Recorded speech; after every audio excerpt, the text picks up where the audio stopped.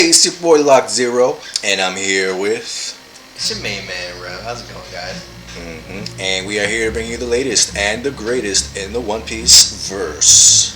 Yeah, we got that fresh, hot off the press pirate action, and I'm ready to get into it. Another week, uninterrupted action. Let's go. And we do have a great color page that I'm excited to talk about, but we have other news to get into first. Yes. I don't know if y'all noticed, my quality is much better. Yeah. Upgrading in life. Yes. Some desperately needed technical upgrades. I'm using my wife's laptop, which is also giving me a crisper quality, and yeah, we're leveling up all around. So kudos for that. This is what happens when you grind, guys. It's just it goes. But yes. Let's get into the news. Before we get into that news, just be sure to hit that like and subscribe, por favor. Show us a little support if you can. We would greatly appreciate it. And now we jump into it. So, there has been an SBS released. There have been Viver cards released. I'm sure if you just look at the One Piece Reddit, or Google these things, you will be able to find them fairly easily. But, we're going to talk about maybe a little bit of the highlights from these various things. As far as the SBS is concerned, we get, there's jokey stuff in there, there's interesting stuff in there. One of the cool things I learned about was as far as page 1 and Ulti are concerned. Somebody asked, are they real siblings, or they just kind of treat each other like siblings. And Oda says like, oh yeah, they are blood related brother and sister, and their father was a pirate who passed away, and Kaido knew the father, so he ended up taking two of them with him, the two children, Ulti and page 1. And Ulti, being the smart individual she is, decided to steal the fruit that she and page 1 have to make herself and her brother more valuable to Kaido. And this seems to be a common theme with Kaido. I think he just leaves devil fruits laying around. Whoever eats it, eats it. You might become part of my crew. I'm about to kill you. I don't care, because I'm Kaido and I will just stomp on you, and it doesn't matter. Which we'll get into later. Yeah, it's like, oh, look at these dinosaur devil fruits. I hope nobody eats them. Not these two little kids I have with me that are totally useless. She totally did it. Yeah, but I just think he just doesn't give a crap. He has some of the worst security I've ever seen it. Yeah, I think he's kind of like a let the chips fall where they may kind of dude. Yeah. Another thing they address is, somebody's asking like, what is that stuff on Hawkins' face? Are they eyebrows? Are they tattoos? What are they? And Oda says they are each an individual hair. So that's creepy and weird. Don't really use one giant hair each. Yeah, they're 1, 2, 3 hairs just sticking up. So yeah, I wouldn't take that too seriously. Let's see what else is in the SBS. Frank says Shinobu has a brother. Yeah. So you kind of get a brief preview of him when they're escaping the bathhouse, going flying away and stuff. Like he's kind of scoping out the scene, and he looked pretty similar to Shinobu in like her body shape and everything. So people are kind of like, hey, is that person related to Shinobu? Is he a good guy? Is he a bad guy? So we get a little information on him, and he's kind of also working, behind the scenes for the good guys. Man, so much going on in Wano. Yeah. I don't know if there's anything else super relevant in the SBS. Oh, they showed the Robin aged up thing, like how we see with Luffy and Zoro, like you get the 40-year-old version and the 60-year-old version, the good timeline, the bad timeline. So they did that for Robin, and she looks cool. She look like Mother Caramel Evil. Just hypothetical making a guess here. The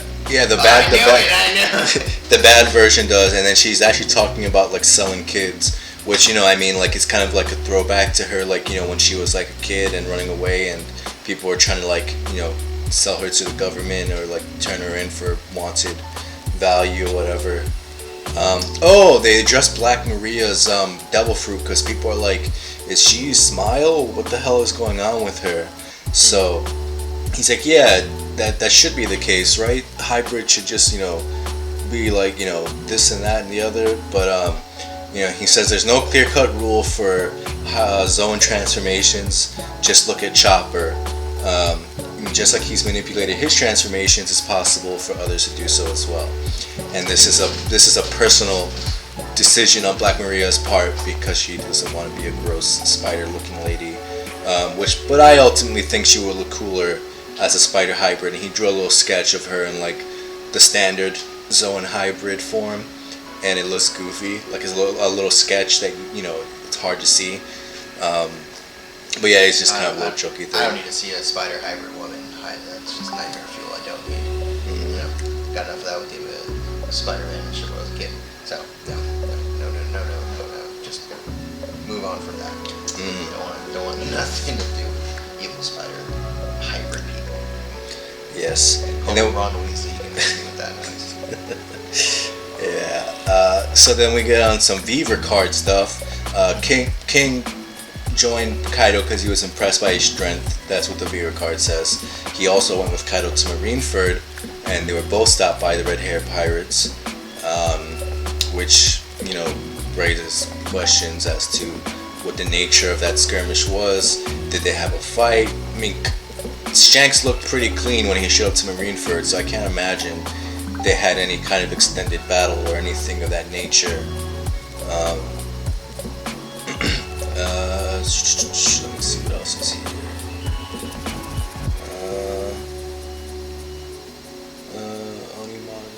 Blah. Yeah, there's bounty reveals.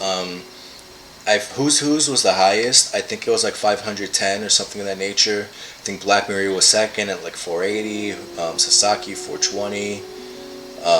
Ulti maybe like 400 something, low 400 or high 300, and then Page 1 was the lowest of all of them at like 280, which is kind of weird because that's like lower than some of the people at the supernova thing in Shabandi Archipelago, when all the supernovas were getting their bounties listed. Like Kid and Luffy had higher bounties than Page 1 at that point, and that was pre-time skip, so interesting. I guess it also matters by the relativeness strength of the crew, maybe. I don't know. Because everybody can't have $300 million bounties, right? They didn't all destroy Ennis Lobby and do crazy shit. I think it's part of the bounty is the notoriety you get from doing crazy stuff, not just your level of strength. Yeah, I mean, that's a fair thing. It's not just a straight strength thing. But I also kind of got the impression that Page 1 was one of the weaker people of the Toby Roppo, and he's Ulti kind of dotes on him, so I kind of get the impression too Ulti was the stronger of the two and looking out for him. So he's a bit younger and just kind of following other people's leads.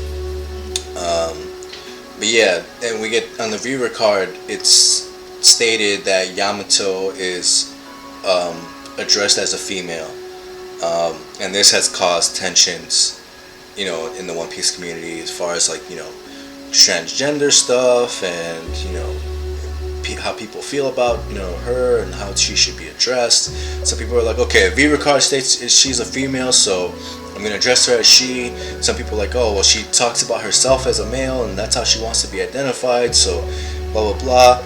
And I mean, I don't know, I think her thing is not so much that she wants to be a man, is that she wants to be Odin in particular. So I don't know that it's necessarily a gender issue.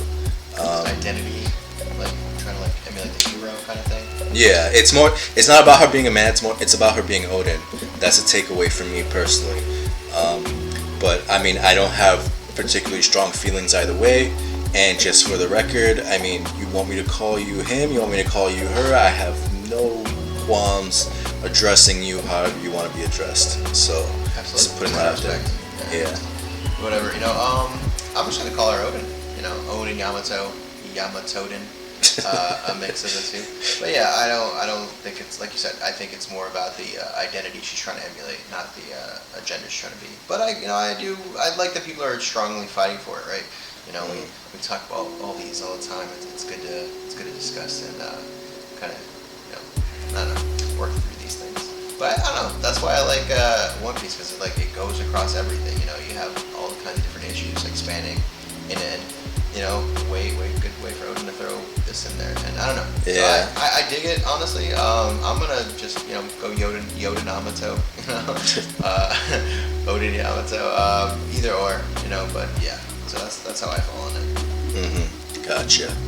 I think that was all the relatively. Oh, one thing I did see on the Beaver card info, something that was like mentioned was Onimaru's card says that Odin's deaths, his master went to kill Kaido, right? Onimaru was the fox in Wano. Yeah. His master was who was his master? It was that Ushimitsu guy, the one who's related to Zoro in some way. Ushibaru. I mix these people up. He was the last daimyo of Ringo. Yeah, there you go. Yeah. Okay. And so he's Ryuma's descendant, probably like Zoro's like grandfather or like step grandfather. I don't know. His grandfather's brother or something like that, maybe. Yes, his grandfather 2 times removed to the second power. Exactly. Something of that nature. But yeah, that is that. And Kaido's 58 years old. Just putting that out there. But yeah. And he's given the epithet of world's strongest creature. So take that for what you will. So he was 30 then when like Roger died and stuff, right? So I would say 38. Man in his prime then, so Yeah. not a kid by the time of the Rocks were doing their thing. Yes. Just think about the God's Valley incident probably happened 5 years before that. Yeah, that's a fair enough timeline. Yeah. So he'd probably been in his mid-30s. Yeah. So, I know I had this idea of like kind of as a kid in the Rocks pirate being bullied or something has like a glow up later on. I guess that's not the case.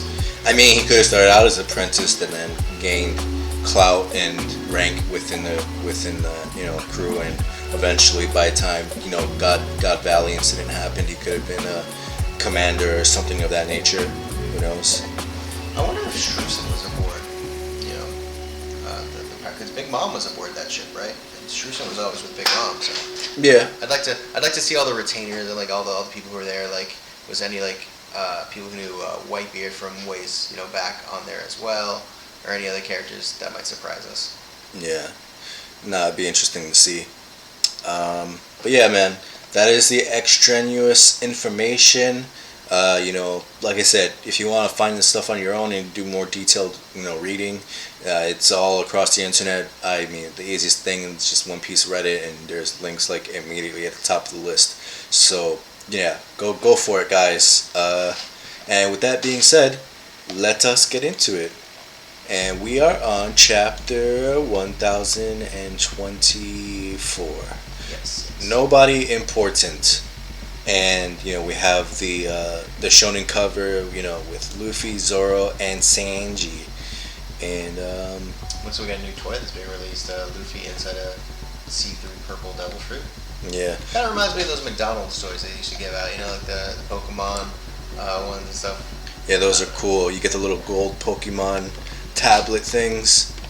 Those are dope. So get yourself some One Piece toys. Heck yeah. I don't know why they're not showing it in this link, but there was another color splash revealed. The thing that's part of the big montage. I did see that earlier, and that was gorgeous. I saw so many people. Sanji was the one doing that leg kick action we see. We see a little bit of Nami's Thunder Baton. I saw Crocodile in there, up there. I saw, obviously Luffy dominates with, Zoro, all the main pirate crew members. Yeah. And I think I saw in the corner a little piece of Sabo, because I saw a flame. Yeah. You see the pipe thing, club, whatever that he uses. So yeah, we're seeing. They actually released the entire thing. Like, you can actually see that on the One Piece Reddit as well. Oh, did they? So yeah, somehow they found that the other third adjoining piece is shown there as well. So for anybody who wants to see that, you can also see that there as well. They're just they're just going nuts with One Piece stuff right now. So eventually we're gonna hack into Oda's brain. They're just gonna release the chapters before it's like to come out. We need the fucking story. All right, but all right, going into it, chapter 1024. nobody important. And we start off with a lot of guys just fall. A lot of Kaido's forces being fallen, and we see what looks like could it be the return of Sogeking in the background. Sogeking. Yeah, but out of the mist, Usopp appears on his crocodile, and he's telling lies as usual, saying, "Oh, this is my conqueror's haki. Everyone falls before me." They call him Uso Hachi, the Beast Hunter. And of course, just a great comic moment. He's claiming credit for taking out two of the Toby Roppo. I love it. At the end of the story, he's just gonna claim all of Luffy's story. So I'm like, yeah, I single-handedly beat CP9 and slept with a Yonko and stole the Poneglyph and did all this stuff. And these people falling over from Conqueror's Haki, it's actually Big Mom's Conqueror's Haki emanating from where she is and taking out these scrubs. So yeah, that's interesting. Little strength feat for Big Mom. Which means that I feel bad for Kid and Law right now, because she might be going in on them if they can feel that Conqueror's Haki. Yeah. And then as the chapter progresses, we had the Straw Hats communicating back and forth with each other. Nabi's checking in with Frankie. Frankie's checking in with Lost Forces. With Lost Forces, and they're like, "Don't tell us what to do." They're providing more support for Zoro and Sanji to make sure they are not interrupted as they take on King and Queen. And Lost Forces like, "Don't tell us what to do." Then there's communication with Brooke, and Brooke runs away with Robin. His butt. The Minks are still around and kicking. Mm-hmm. And you make the note. Of course, you have to get a Brooke joke, and he's like, "Oh, it's burning. Guess that means I've been cremated." Ah, no, I'm already dead. Yeah. He's like, "No, sorry, it doesn't count." But Toasty Bones and the Minks don't eat him. I thought that would have been the comedy moment to go for. Like, "Oh, you smell even better, but we're in a battle. But you smell so good, but we're in a battle." Kind of deal. But yeah, all chaos. Everybody's focused on what's got to happen. Mm-hmm. We check in on Jinbei, who's on the looks like he's on the live floor, and he's seeing the enemy pour out of the castle, letting them know that's happening. Kawamatsu and not Kiku, I think just regular samurai forces are just taking on some Hokkaidos, trying to stop them. It's Kid's crew. Like you see heat in the background burning somebody, and then you got like somebody like this big fat dude who's kind of like in the Kid crew motif. Oh, I was already past that. I was talking where Kawamatsu forces are. Yeah, that's Kid's crew with Jinbei. Sorry, and then this crazy little chick biting somebody on the arm. But yeah, before we go on, I just want to make a note that Brooke had contacted Jinbei via the Smail phones and is communicating with him. So we got this chain of communication going on, and different stages of the battle.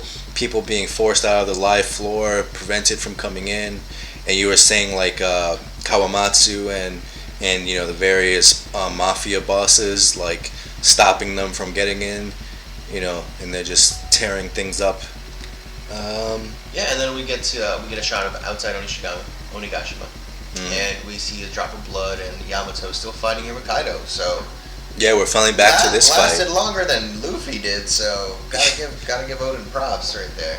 And she fires a ringing arrow shot, which Kaido looks like he easily just deflects. Ping. Gives a little laugh and gives her back some action with the thunderous arrow. He's like, "No, this is how you do it." And she gets bashed away by that. Can't really take all that force. Kaido she doesn't just take a straight hit, but it's too much and overwhelms her. So even as she's blocking, she gets pushed back, and she's surprised. She's like, "Oh, you're trying to kill me," and he's like, I'm not fucking playing games with you right now," and This is, man. My castle's on fire. I am gonna murder people. You think this is a joke now? We ain't got time for this. Yeah, and he berates her for carrying Odin's name, and then she's like defending it, saying, "What's wrong with admiring him? I was captivated by him."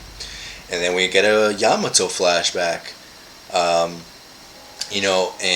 the gist of what we see here is that there's a bunch of fodder knocked out around child Yamato, and even though she's chained up, I guess this is showing she has Conqueror's Haki, and subconsciously she knocks these people out, and Kaido questions her. She doesn't understand, Also, was she in chains before she did this? Like, the hell is wrong with Kaido? He's just chaining up his makes Garp look like Grandpa of the Year right now. What the hell? Like, yeah. All right. She's all beat up and chained up. That's not cool. That's not a good look, Kaido. Really, really disappointed in you. Bad father. Bad father, Lord. But yeah, she's starving to death. And Kaido's loving this. He's like, all right, cool. I'm going to let you cool off. It's pretty cool that you're strong. But, you know, you can survive in a month with no food in a cave now that you're starving to death. That's logical. But I guess he just wants her to die because he throws her in a samurai cave, you know, the cave with, I guess, prisoners. This is the flashback immediately after Odin was defeated, so I guess these are the remaining forces. All his daimos and stuff. And he throws down 4 swords with, I guess, the expectation they're all going to tear each other to death and cannibalize each other. I don't know. Well, he throws in the weapons there. He's saying, "Hey, there's food here. Here's one serving." It's and a bowl of rice, bro. If I was starving to death, I'd need some meat to go with it. You know. There's a fish there as well. But basically, he tells them like, "Hey, here's a serving. Fight to the death over it." You know. So this is his you know, his MO. He wants he wants to break people. He wants to ultimately recruit them, but he doesn't care either way. He kind of doesn't show any special treatment towards Yamato in this regard as well, even though she's his kid. He's like, yeah, you know, if you want to be you know, badass, then go ahead. And she even says, like, as he's leaving, like, hey, you know, you're throwing me in this little cave with these people. They're gonna hate me because I'm your kid, and they're gonna kill me. And he's like, oh, you're not my kid. I thought you were Odin. Isn't that what you said? You're Odin. Can't really mess with his logic though. Yeah, yeah. But with the samurai being honorable, you know, they got their priorities right. They like, we don't get hungry, bro. We just don't roll like that. Here's some rice. Enjoy. Yeah. And they turn their back. Yamato's just in awe of their bravery and, you know, with their sacrifice. She tears all that food up, doesn't even share a bite. Yeah. There's a moment of tension because it looks like she's concerned they're gonna come and kill her, but you know, the samurai just end up being nice and just, you know, they don't blame her because she's a kid and she's not trying to be hurtful to anybody. So, you know, they empathize with her, and great role models. And we get a flash of a Zoro-looking guy with a bandage over the side of his face, and she's so grateful. She's scarfing down the food, and she even asks, "Can I become a samurai even if I get hungry?" And then the Zoro-looking guy, who I'm pretty sure is Ushimitsu Kozaburo, or whatever his name is. That was the guy that was on the fox. That's the fox's master. That's, I guess this will be his end that we will see. But definitely that guy, and we see that he uses haki as well. He uses it to slice off the sea-sewn cuffs that are, you know, binding Yamato. And he mentions that you want to be Odin, right?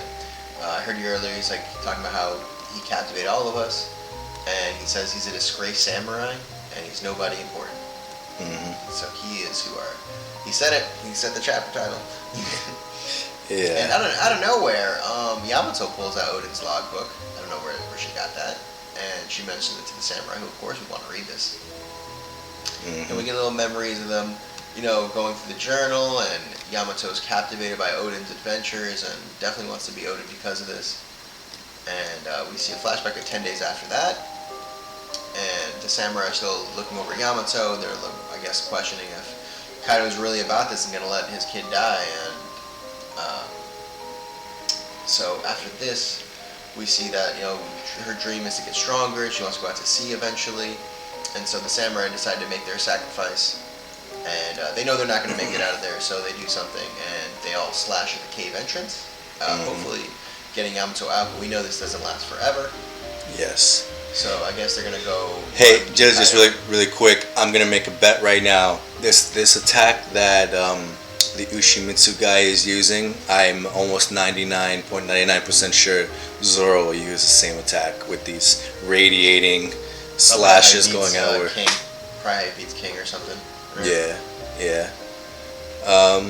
And also, as a side note, I mean, you can read it in the afterthoughts of the chapter, like the editor's notes and stuff. But they talk about, like, you know, this cave and this thing happening right now with Amaterasu being thrown into a cave has deep ties to, like, Japanese mythology. like Amaterasu is like the light of the world, and Amaterasu was upset by her brother, who was another deity in Japanese folklore. So she went into the cave, and light was taken away from the world, and the other gods collaborated to kind of lure her out, and then light was brought back to the world. So there's going to be some kind of um, not metaphorical. There's going to be some kind of analogy to this. I'm just saying, if Zoro uses an attack called Amaterasu with that one eye blinded, the Sharingan memes are going to get out of this world. Yeah. So. Yeah, seriously.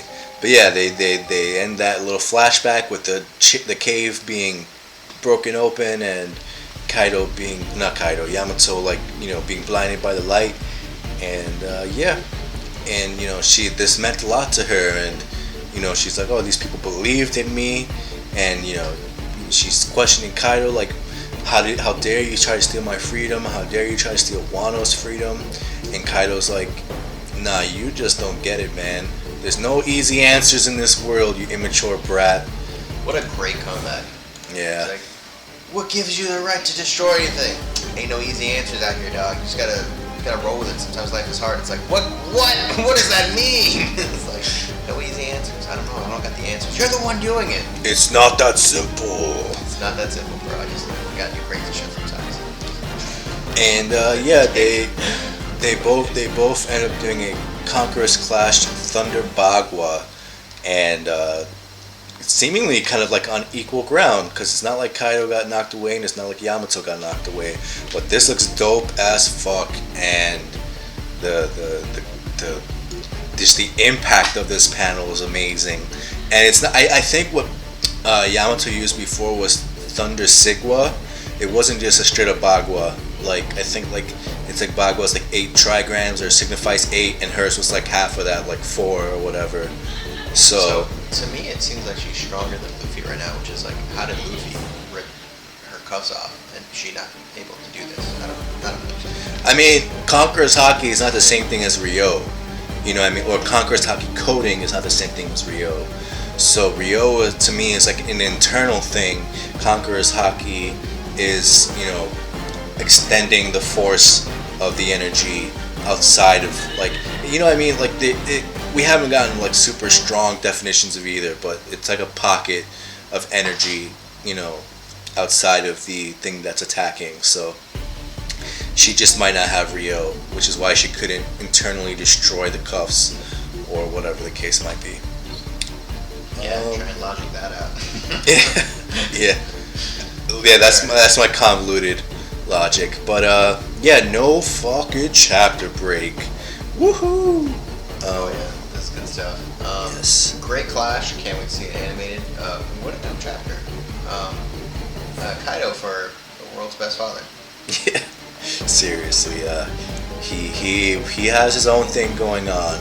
He can't see things in the simple ways that Yamato or anybody else seems to, and he seems very strong in his convictions for taking shit over.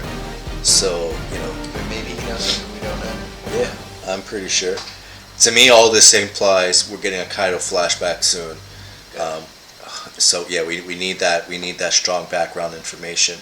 Also, I guess we can just start jumping into the chapter grade now. And Chapter grade. Yeah. So one thing I liked, Yamato being more fleshed out is cool, because up to now she's just been a very superficial, surface layer character that I couldn't really connect with or have strong feelings about. She looks cool, but outside of that, I have no strong feelings either way. But this flashback is giving her a bit more personality and allowing the reader to empathize with her more. Yep. What else? The stuff with the Straw Hats communicating with each other back and forth, like moving the chapter progression along that way. We get, they're checking in with each other, seeing how things are going. It's pretty cool. It's very dynamic, moving from space to space. Thought that was dope. But there's not too much of this. I mean, the flashback was nice and interesting, a little heartwarming and stuff.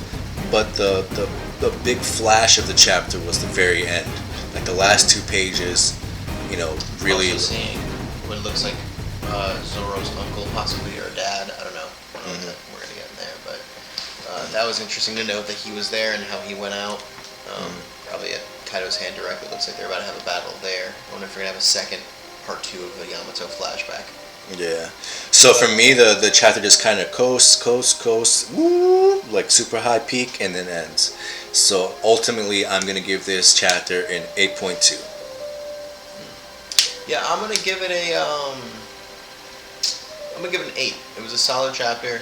I felt like it was mostly set up for me, like for the beginning part of it until they got into the Kaido Yamato stuff. Just them checking in, nothing crazy, no new information really. Just seeing how everybody animated and running around, getting a better look at the battlefield. So I mean, we did get the Usopp joke. That was funny. That tickled me, as Usopp is wont to do. But yeah, just most of the solid chapter focusing around Yamato is kind of a badass. You're saying, standing up to Kaido, taking shot after shot, giving it back just as equally in some cases. So, man, respect to Yamato, who looks to be kind of like on the Monster Trio level, if not a little bit higher, to be honest. But by the time everything is said and done with this arc, I'm sure they will eclipse Yamato, which is going to be saying a lot because she's holding her own pretty decently against Kaido. But we're getting set up for a Sanji power up.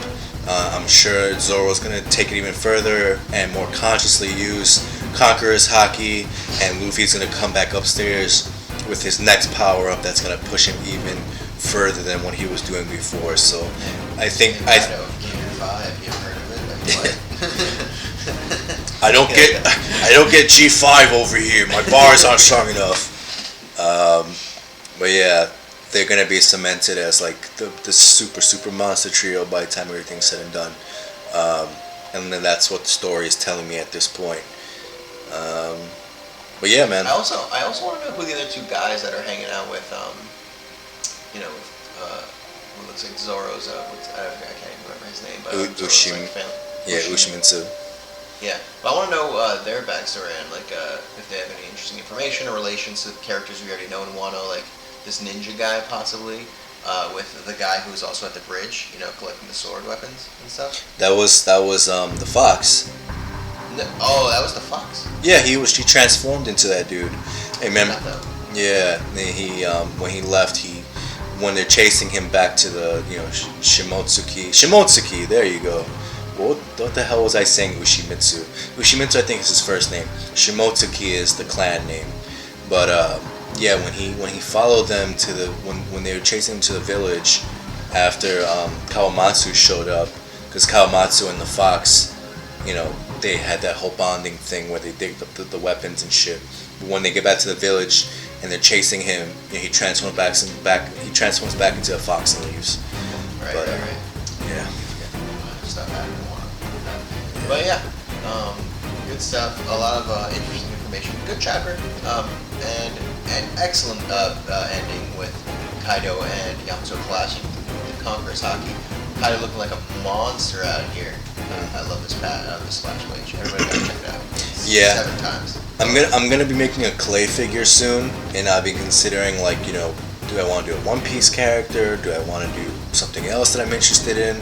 And I like Kaido in his hybrid form looks super dope, but there's so many different components to it, and I've never attempted to make a clay figure before, so I don't know if this is too ambitious of a project to take on. I might just do a Botamon from Digimon, just as my first project, since it's basically a little sphere with fur accents.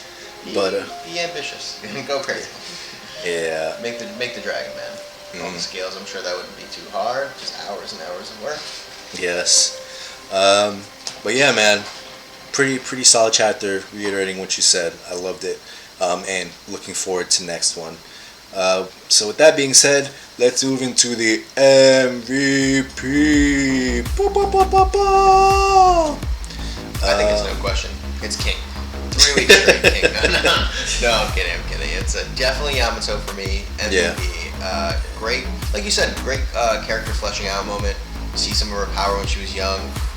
realized that Kaido was just the shittiest dad in all of One Piece. It looks like. I mean, Yeah. hats off, Roger. But I mean, I think someone stole your crown. Yeah. But yeah, really just a dick from the beginning. He's like, he really was like, yeah, you're not a boy. I don't like you. Kaido's the one we gotta cancel for this scrimmage. It's ridiculous. Yeah. But yeah, Yamato showing off, getting a little bit of her childhood, showing that she's, inspired by great characters. She's always had not the best examples around her, but still chose to do the right thing, or go the right path regardless of that. So really cool. Just had Odin as an example. She followed true to that. And I like that. Yep. And she's sticking to her gun. She's sticking to her convictions. And we even see when she reiterates that, how dare you take people's freedom away? How dare you do this? Blah blah. These people believed in me. Then they had their clash and they're on equal footing for a moment. So that was really cool and impressive for her in her character. Yeah, awesome Yamato stuff all around.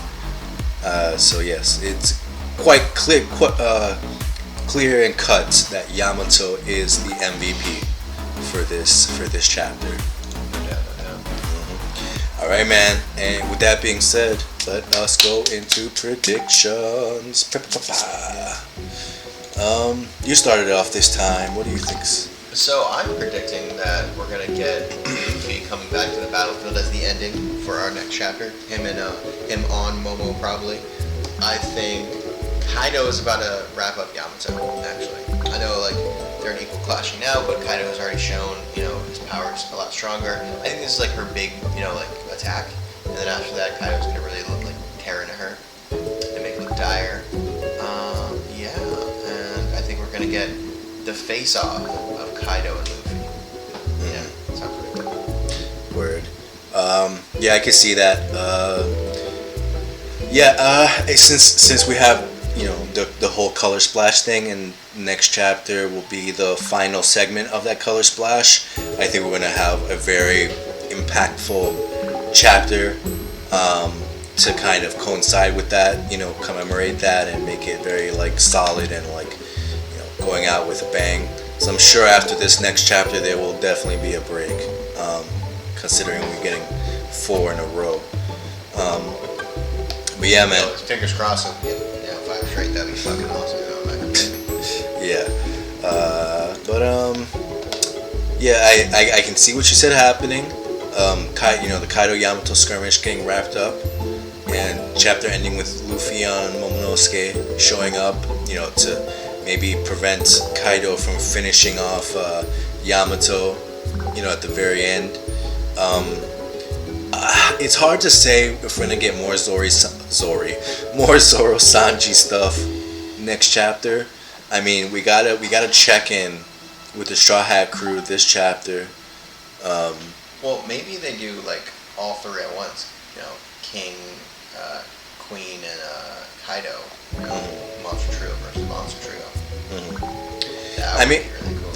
So the big skirmishes that are happening right now is Raizo Fukurokuju, Inu Jack, Zoro Sanji King Queen, Yamato Kaido, and that's it, right? Oh yeah, and Law. I keep forgetting about Law Kid and Big Mom. Maybe they're those just chilling, right? They're just in the background, which group does not belong? Maybe they'll subvert our expectations because we haven't really checked in with them for so long. I mean, we got that little flash with the whole Hawkins killer thing. Oh yeah, that's another skirmish that's happening as well. And then Kid getting a wound or whatever. But who knows? The Kid Law and Big Mom skirmish has been outside of our brains for so long. It'd be a nice way to just kind of shock us and surprise us. Be like, oh yeah, I forgot that shit was going on. Imagine it's Big Mom emerging with Kid and Law and her hands all fucked up. It's near death. It's yeah, what's up, punks? I'm ready to finish this off. Let's go. I thought I could beat a Yonko. I thought I could beat you. No, I thought I could. No, dumbasses. Where's my child? And then flips out and say, oh crap, I gotta let Paris live. Yeah. But yeah, there's a lot of potential vantage points to go to, and I think before before we start taking out the big boys like King and Queen and stuff, we gotta have those smaller skirmishes get resolved, prior to the bigger skirmishes getting resolved. So who knows? Maybe we'll get the resolution to Killer, to Killer and Hawkins. Raizo, I want to say I have a strong feeling Raizo and Fukurokuju will get wrapped up next chapter. So we'll see how that goes. That one I think it might be interesting. I think Fukurokuju might actually defect once he sees Momo, because it's like, oh, it's not just a kid we're following. This is actually like the true successor of the Kozuki clan.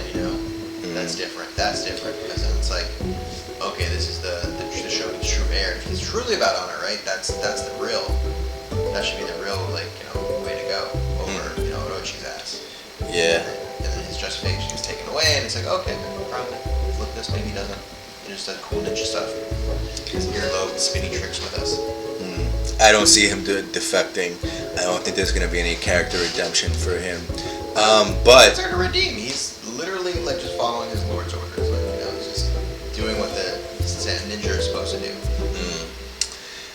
Yeah, I don't know. I mean, I think he still needs to serve the purpose for us to see the mechanics of Orochi revival and how that works. So who knows? Maybe Fukurokuju actually is gonna win this fight and is gonna try to revive Orochi, and while Luffy deals with Kaido again, Momonosuke splits off and deals with Orochi. A cool ass dragon versus a Hydra fight will be crazy looking, and they're both Orochi's not strong relative to the other combatants on Onigaishima, and Momonosuke is he might be a huge ass dragon, but he doesn't have combat experience, so it might be a fairly equal fight to see the dragon fighting the Hydra, and will look dope as fuck. I'm pretty sure when he turns into Odin, though, he's just gonna shit his pants, because he's gonna make this whole deal about being afraid of the ghost of Odin. So if he sees Odin, I can't imagine. I think Orochi would literally die of a heart attack, and that might be the way he gets taken out. Yeah, but there's too many reasons for Momonosuke to deal with Orochi for that not to happen. So I think that's how that's gonna go. So Fukurokuju wins, revives Orochi, Momonosuke shows up, maybe Raizo, ninja stabs him as Fukurokuju, as he's not paying attention, resolves that issue, and then Momonosuke Orochi. They all set Kanjuro on fire. Yeah. But yeah. That is my predictions. I know through a lot of theories out there, I can't really say with any strong emphasis what I think is going to happen next chapter, because there's so many different threads going on. But it is what it is. But solid chapter. Not as good as last week's chapter in my opinion, but giving us good information. Just building up to the conclusion. I can't wait. I'm itching for it. Kaido versus Luffy. I need it. I want it. Or a Kaido flashback. Either are. Gonna be good. Alright guys, so with that being said, hope you enjoyed this chapter as much as we did. Had a great time, talking about it, reviewing the chapter, not only the chapter, all the extraneous information that has been dropping as of late. One Piece is on fire. Please, check it out and let us know what you think. Throw some comments in there. Hit the like and subscribe. Show your support. Feel free to follow our new Instagram page, Journey to Laugh Tale. Putting more information on there soon.